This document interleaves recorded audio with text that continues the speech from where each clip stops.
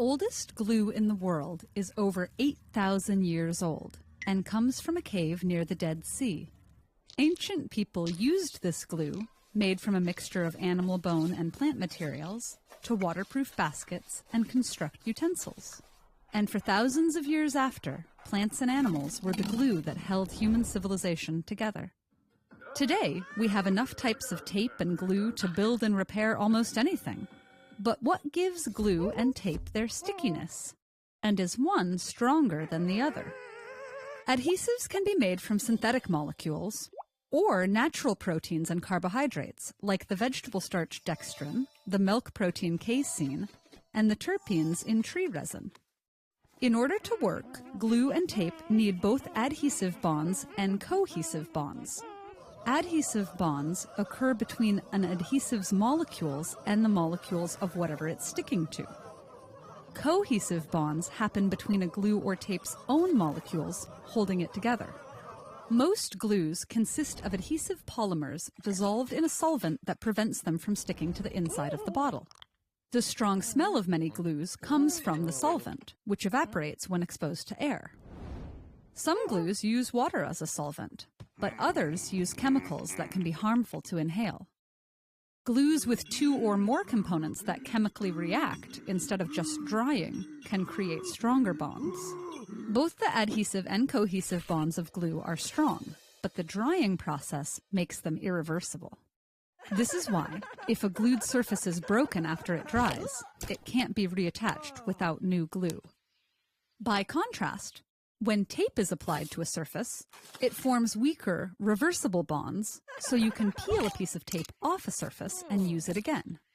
These weak bonds, called van der Waals forces, can occur between any two materials, but only if they're extremely close together, closer than the naked eye can see. Tape usually consists of a backing coated with a combination of a rubber or rubber-like stretchy component and a compound called a tackifier. That's the sticky component. A tape's stickiness is determined by the proportion of elastic component and tackifier, the thickness of adhesive spread onto the backing, and the type of backing material. No chemical reaction occurs when tape is pressed onto a surface. Instead, the soft adhesive flows into the cracks and grooves of the surface. This ability to slide into cracks and then stay in place is called viscoelasticity. Once the viscoelastic adhesive fills these microscopic crevices, it is close enough to form van der Waals forces. So, what's the world's strongest adhesive? Well, there's no one answer. In terms of absolute strength of adhesive bonds, glue is stronger than tape. But no single adhesive works well in all circumstances. Of the glues, cyanoacrylates, or superglues, may form the strongest bonds. But two-component epoxy glues have much higher resistance to heat and shearing and are compatible with a wider range of surfaces. So, if you wanted to dangle an anvil in the air, superglue might be your best bet. But if you're doing so over an active volcano, you'd want an epoxy instead. And in order to work at all, glues need enough real estate where surfaces touch. If for some reason you wanted to make a chain of bowling balls, duct tape would be better. Engineers weigh similar, if less absurd, factors all the time. Choosing the right glue to withstand the heat inside an engine is a matter of life and death.